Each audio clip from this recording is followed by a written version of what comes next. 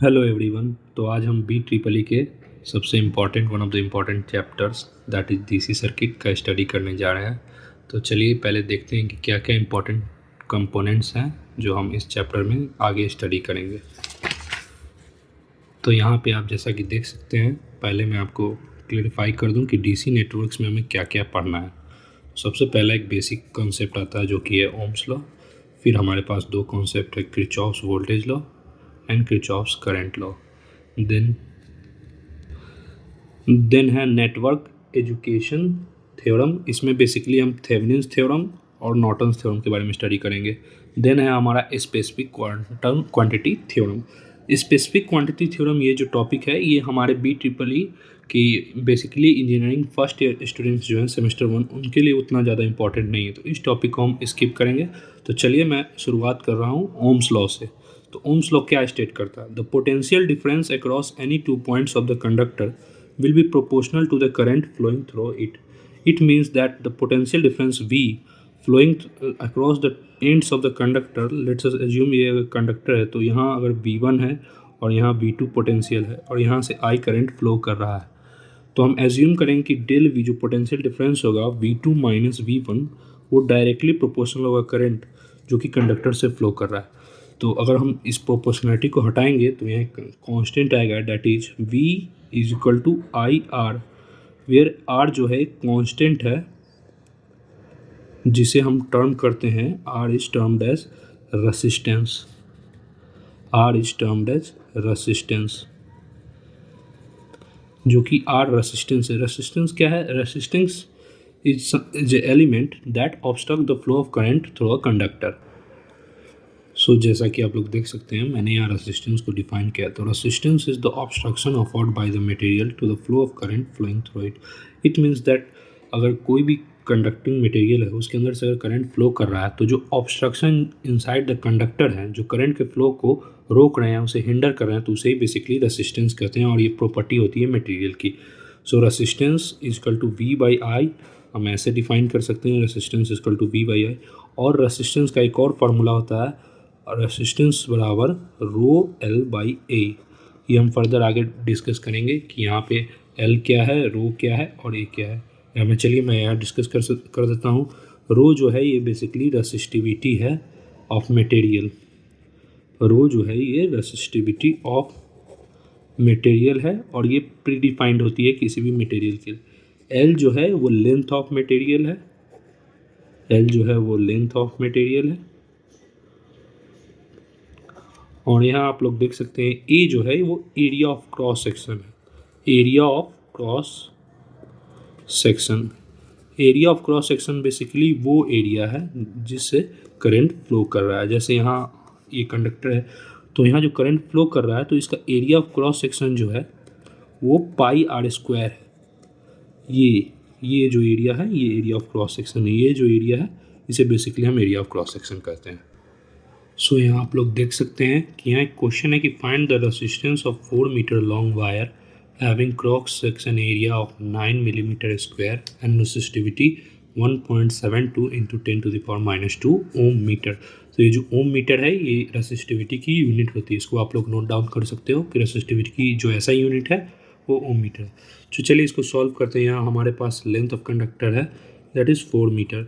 ये हमारे पास area of cross section है जो 9 मिलीमीटर स्क्वायर है। तो 9 मिलीमीटर स्क्वायर को हम कन्वर्ट करें तो ये 10⁻⁻6 मीटर स्क्वायर हो जाएगा।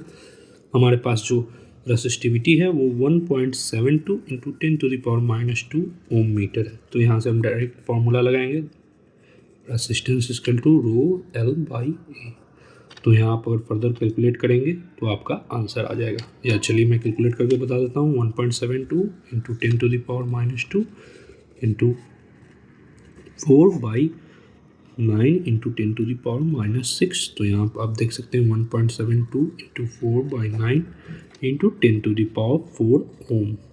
ये बेसिकली अगर आप इसको सॉल्व करेंगे इस इंटीजर को तो आपका जो डेसिमल वैल्यू है वो मिल जाएगा इंटू 10⁻⁴ ओम। ये हमारा असिस्टेंट का वैल्यू हो गया। तो चलिए आगे बढ़ते हैं और अब मैं आपको यहाँ बेसिक जो इलेक्ट्रिकल कंपोनेंट्स होते हैं उनके बारे में समझा रहा हूँ, जो कि होते हैं रेसिस्टर, जो कि मैंने ऊपर डिस्कस किया, कंडक्टर, एंड इंडक्टर बेसिकली हम जो भी सर्किट्स आगे BEE में देखेंगे हमें यही तीन एलिमेंट्स इस सर्किट में मिलेंगे, जो कि है resistor, conductor and inductor. Resistor को हम R से रिप्रेजेंट करते हैं, कंडक्टर को हम C से रिप्रेजेंट करते हैं एंड इंडक्टर को हम L से रिप्रेजेंट करते हैं। रेसिस्टर का जो सिंबल होता है वो ये होता है, जैसा कि आप देख सकते हैं, ये जो है वो रेसिस्टर का सिंबल है। कंडक्टर का ये सिंबल होता है, ये कैपेसिटर है, आप इसे करेक्ट कर लेंगे, ये कैपेसिटर होगा। Okay, capacitor not conductor, conductor तो मटेरियल है। ये कैपेसिटर का सिंबल और ये इंडक्टर का सिंबल है। सो बेसिकली हम जैसे कोई भी सर्किट बनाते हैं, चलिए मैं एक इजी आपको सर्किट बना के दिखाता हूँ। जैसे ये एक सर्किट है जिसमें रेसिस्टर है, ये बहुत ही बेसिक सर्किट है। यहाँ पे प्लस, यहाँ माइनस, ये 10 वोल्ट सप्लाई है, ये 5 ओम है। तो यहाँ पे आप देख सकते हैं कि ये फुल्ली रेसिस्टिव सर्किट है, इसको हम कहते हैं फुल्ली रेसिस्टिव सर्किट है। सिमिलरली अगर हम इंडक्टिव सर्किट की बात करें, कैपेसिटिव सर्किट की बात करें, तो ये फुल्ली कैपेसिटिव सर्किट है। प्लस माइनस, यहाँ फराड 5 फराड जो है FARAD फराड, वो कैपेसिटेंस की यूनिट है जो कि कैपेसिटर के केस में आती है। अंडरस्टैंड? नाउ एक और सर्किट हम सिंपली बना सकते हैं जो कि होगी फुल्ली इंडक्टिव। ये हमारी फुल्ली इंडक्टिव सर्किट है। तो ये बेसिकली तीन टाइप की सर्किट है, मैंने इन तीनों को अलग अलग बताया है। ये प्योरली रेसिस्टिव है, या आप प्योरली कैपेसिटिव कर सकते हैं, और इसको आप प्योरली इंडक्टिव कर सकते हैं। और यहाँ जो इंडक्टर है, इंडक्टर की जो SI यूनिट होती है वो हेनरी होती है, HENRY, हेनरी। सो इसे भी आप लोग नोट डाउन कर लेंगे, हेनरी। और ये जो रिप्रेजेंट करते हैं उसे L से करते हैं इंडक्टर को। सो आगे बढ़ते हैं। तो मैं यहाँ आपको बेसिकली आगे बताने जा रहा हूँ जो कि है रिलेशन क्या है? Relation between current density and हमारा रेसिस्टेंस एंड रेसिस्टिविटी। तो क्या रिलेशन है, तो चलिए देखते हैं। तो बेसिकली मैंने आपको बताया था ओम्स लॉ के बारे में। तो ओम्स लॉ आपने देखा होगा कि Ohm's law V is directly proportional to I, V is directly proportional to I होता है। V is directly proportional I होता है, तो V equal to I and R, where R is resistance of what. ये मैंने आपको पहले बता दिया, ठीक है। नाउ अगर आप इस इक्वेशन को आगे कैलकुलेट करोगे, आगे प्रोसेस करोगे, तो यहाँ मैं length of dividing by the length of wire.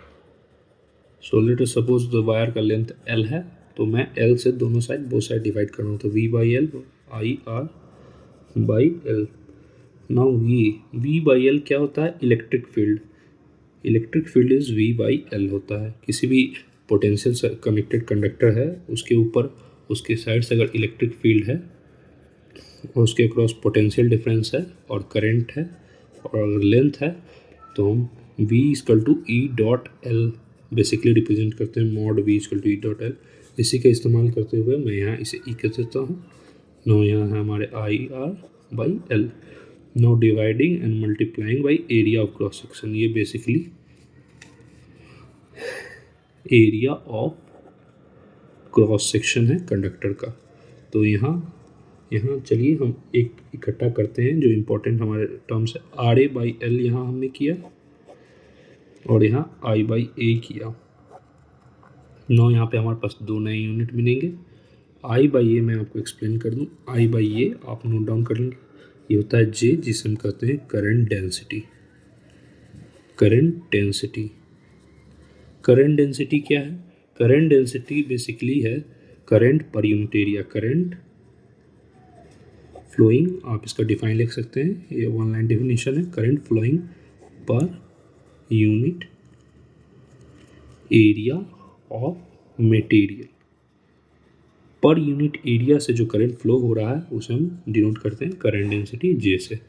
तो यहाँ पे E इज इक्वल टू हमारे पास आ गया RA/L इंटू J, जो कि करंट डेंसिटी। नाउ मैंने आपको पहले बताया था कि रेसिस्टेंस जो होता है वो ρL/A होता है, वेयर रो इज रेसिस्टिविटी। तो यहाँ से हमें पता चल रहा है कि यहाँ से अगर हम रेसिस्टेंस को ऊपर ले जाते हैं तो RA/L is equal to resistivity.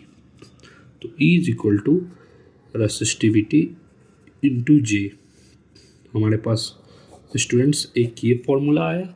Now दूसरा फॉर्मूला, वी नो कंडक्टिविटी के बारे में आपने सुना होगा। कंडक्टिविटी बेसिकली रेसिप्रोकल होती है, इसे सिंबल सिग्मा से डिनोट करते हैं। ये बेसिकली रेसिप्रोकल होती है रेसिस्टिविटी के। कंडक्टिविटी क्या है? ये एक property of the material to allow electric current through it. Conductivity मैं लिख देता हूँ यहाँ, conductivity is the property of material to allow, यहाँ आप लोग देख सकते हैं, to allow electric current through it. So यहाँ हम रेसिस्टिविटी को कंडक्टिविटी से रिप्लेस करते हैं, तो E इजकल टू 1/σ इंटू जे। तो J इजकल टू सिग्मा। तो यहाँ पे हम देखेंगे, तो यहाँ पे हम देख रहे हैं J equal to sigma E। तो ये हमारे कुछ इंपॉर्टेंट फार्मूलाज है जो मैंने डिस्कस किए, फार्मूला 1, फार्मूला 2, और यहाँ मैंने जो आपको एक क्वेश्चन कराया रेसिस्टिविटी से रिलेटेड, जो resistance is equal to rho by L. इस फार्मूला को भी आप ध्यान में रखेंगे। जो बेसिक यूनिट्स है, रेसिस्टर की ओम होती है यूनिट्स, कैपेसिटर की फराड होती है, जो मैंने यहाँ लिख दिया फराड है, इसकी ओम यूनिट होती है, इसकी फराड होती है। इंडक्टर की यूनिट जो होती है वो हेनरी में होती है, और ये सारे ऐसे यूनिट्स है। और रेसिस्टिविटी की जो यूनिट है वो ओम मीटर है। सो मुझे उम्मीद है कि आप इन फॉर्मूलों को अच्छे से लर्न कर लेंगे। और आगे का हमारा जो टॉपिक है वो KVL and KCL। KVL and KCL को पढ़ाने से पहले मैं आपको बताना चाहूँगा दो इम्पॉर्टेंट। सो मैंने जैसे कि बताया, KVL और KCL को स्टडी करने से पहले हम बेसिकली दो एक मेथड्स होते हैं जिसे हम कहते हैं मेश एनालिसिस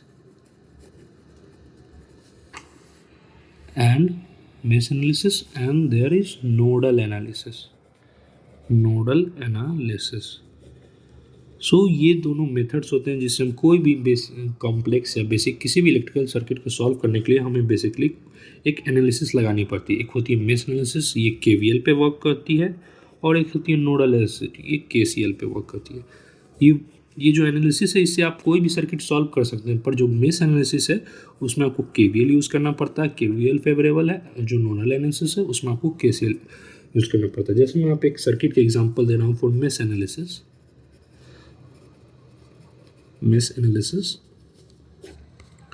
जैसा कि आप देख सकते हैं यहाँ एक सर्किट का मैं एग्जांपल दे रहा हूँ।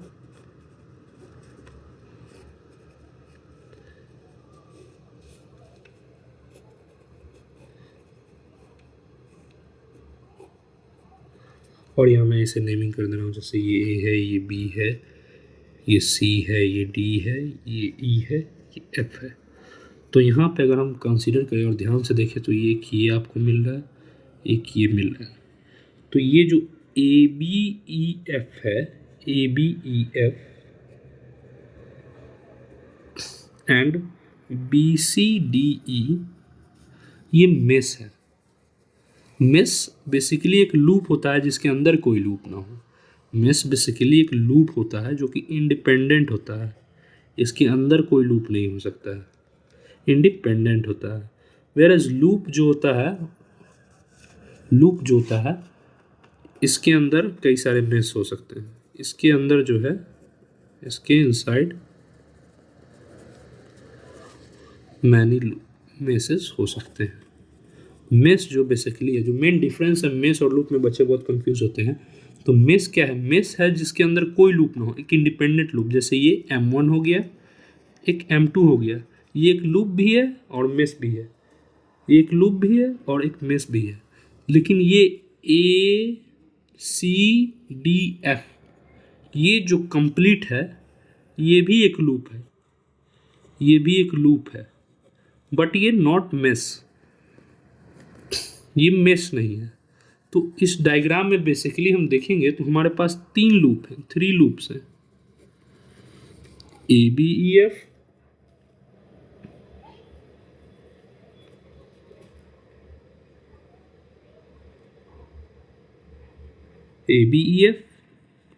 ACDF, BCDE।